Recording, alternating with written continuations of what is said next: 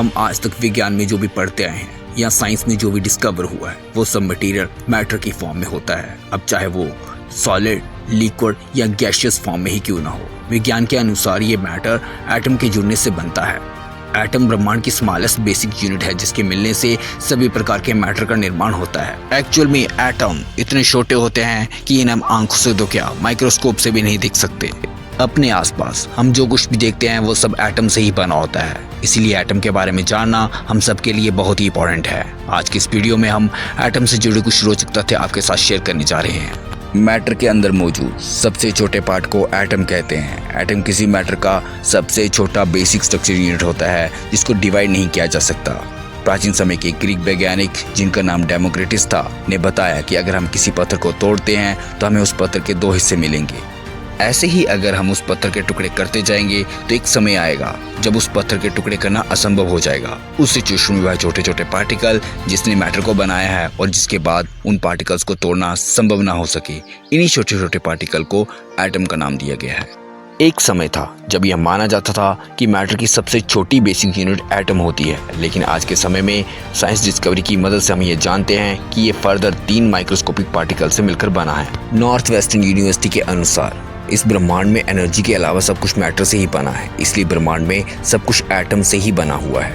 Atom 3 कणों से मिलकर बने होते हैं जिन्हें हम सब एटॉमिक पार्टिकल कहते हैं, जिसमें प्रोटॉन, न्यूट्रॉन और इलेक्ट्रॉन शामिल हैं, जो कि फर्दर क्वार्क जैसे छोटे कणों से बने होते हैं। एटम के सेंटर को न्यूक्लियस कहा जाता है जिसके अंदर प्रोटॉन और न्यूट्रॉन जैसे माइक्रोस्कोपिक सब एटॉमिक पार्टिकल मौजूद होते हैं। इसी न्यूक्लियस के आसपास इलेक्ट्रॉन अपने पथ पर गोल गोल घूमते रहते हैं जिसे ऑर्बिट कहा जाता है। एटम के अंदर का ज्यादातर पोर्शन खाली ही होता है और इसका मास न्यूक्लियस के अंदर ही समाया होता है। आइए दोस्तों, अब हम एटॉमिक स्ट्रक्चर या एटम के बेसिक सब एटॉमिक पार्टिकल जिनसे कि एटम बना होता है के बारे में जानते हैं, जिसमें प्रोटॉन, न्यूट्रॉन और इलेक्ट्रॉन शामिल होते हैं। सबसे पहले प्रोटॉन के बारे में जानते हैं। प्रोटॉन की खोज रदरफोर्ड ने की थी। इसके लिए उन्होंने 1911 से 1919 के बीच में कैथोड रे ट्यूब एक्सपेरिमेंट की मदद से प्रोटॉन की खोज की।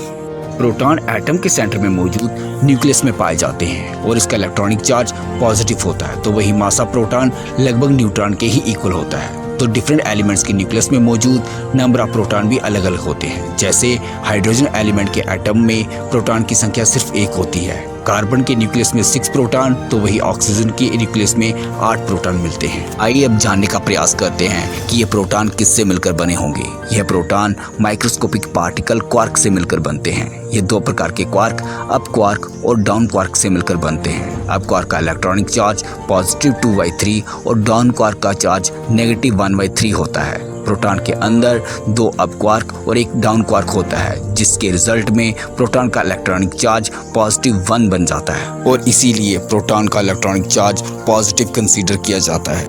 आइए अब इलेक्ट्रॉन के बारे में बात करते हैं। इलेक्ट्रॉन की खोज जे थॉमसन ने साल 1897 में की थी। इलेक्ट्रॉन का इलेक्ट्रॉनिक चार्ज नेगेटिव होता है और यह एटम के न्यूक्लियस के आसपास अपने पाथ पर घूमते रहते हैं। इस पाथ को ऑर्बिट कहा जाता है। इलेक्ट्रॉन प्रोटॉन की तुलना में बहुत ही छोटे होते हैं, लगभग 1800 गुना छोटे।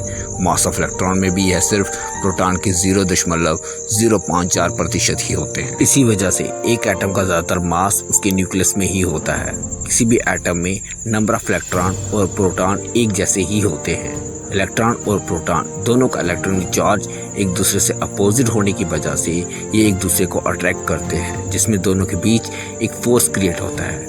इस फोर्स को वीक न्यूक्लियर फोर्स कहा जाता है। यहाँ पर आपको बताते चले, इलेक्ट्रॉन किसी भी प्रकार के क्वार्क से मिलकर नहीं बने होते हैं, क्योंकि यह खुद लगभग एक क्वार्क जितने ही छोटे होते हैं। आइए अब आखिर में न्यूट्रॉन के बारे में जानते हैं। न्यूट्रॉन की खोज चार्विक ने साल 1932 में की थी। न्यूट्रॉन हमें एटम के न्यूक्लियस में प्रोटॉन के साथ देखने को मिलते हैं और इसका इलेक्ट्रॉनिक चार्ज 0 होता है। किसी भी एलिमेंट में इसकी संख्या प्रोटॉन जितनी ही होती है और इसका मास प्रोटॉन से थोड़ा सा ज्यादा होता है। अगर न्यूट्रॉन की कंपोजिशन की बात करें तो न्यूट्रॉन भी प्रोटॉन की तरह क्वार्क से मिलकर बने होते हैं। इसके अंदर एक अप क्वार्क और 2 डाउन क्वार्क होते हैं, जिसके रिजल्ट में इसका इलेक्ट्रॉनिक चार्ज 0 हो जाता है और न्यूट्रॉन हमेशा के लिए न्यूट्रल बन जाते हैं।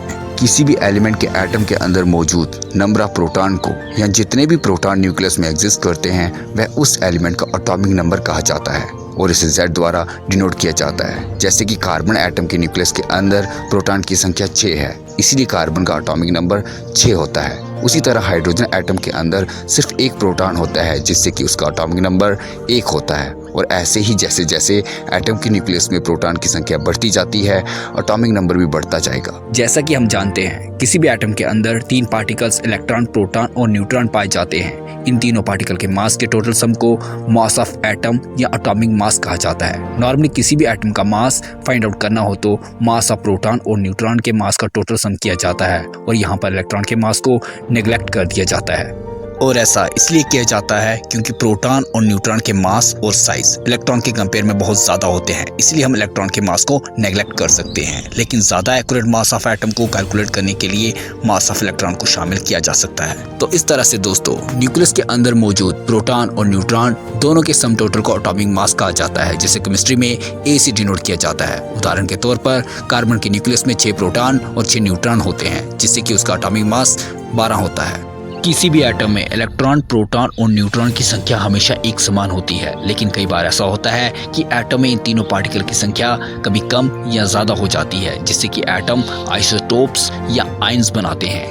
और ऐसे एलिमेंट जिनका एटॉमिक नंबर तो एक समान होता है पर उनका एटॉमिक मास अलग अलग होता है, उन्हें एटम के आइसोटोप्स कहा जाता है। इसमें जाहिर सी बात है कि दोनों एटम के एटॉमिक नंबर एक समान है, क्योंकि उन दोनों में नंबर ऑफ प्रोटॉन एक जैसे ही होंगे, लेकिन दोनों का एटॉमिक मास अलग अलग है। इससे ये अर्थ निकल कर आता है कि दोनों एटम के न्यूक्लियस में प्रोटॉन और न्यूट्रॉन की संख्या अलग अलग है, यानी कि दोनों एटम के न्यूक्लियस में मौजूद न्यूट्रॉन की संख्या अलग अलग है। और ऐसे ही एलिमेंट्स को आइसोटोप कहा जाता है। उदाहरण के लिए हम हाइड्रोजन एलिमेंट को लेते हैं। हाइड्रोजन एलिमेंट के 3 आइसोटोप हैं, जिन्हें प्रोटियम, ड्यूटेरियम और ट्रिटियम कहा जाता है। तीनों में इलेक्ट्रॉन और प्रोटॉन की संख्या तो एक ही होती है, लेकिन न्यूट्रॉन की संख्या तीनों में अलग अलग होती है। प्रोटियम में 0, ड्यूटेरियम में 1 और ट्रिटियम में 2 न्यूट्रॉन पाए जाते हैं। इसी तरह के कुछ आइसोटोप कार्बन एलिमेंट में भी देखने को मिलते हैं। नॉर्मली कार्बन एलिमेंट के अंदर तीनों पार्टिकल की संख्या 6 में होती है, लेकिन इसी एलिमेंट के कुछ एटम में न्यूट्रॉन की संख्या 7, कुछ में 8 भी देखने को मिलती है, जिन्हें कार्बन का आइसोटोप कहा जाता है, और उन्हें कार्बन 12, कार्बन 13 और कार्बन 14 लिखा जाता है। इस प्रकार दोस्तों, आज की इस वीडियो में हमने एटम और उसके सब एटॉमिक पार्टिकल के बारे में कुछ बेसिक कंसेप्ट्स आपके साथ शेयर किए। आपको ये जानकारी कैसी लगी, इसके बारे में आप अपनी राय हमें कमेंटों में दे सकते हैं। और अगर आपको ये वीडियो पसंद आई है तो इसको लाइक और शेयर कर दीजिए, और ऐसी ही रोचक वीडियो को देखने के लिए हमारे चैनल को सब्सक्राइब कर दें। धन्यवाद।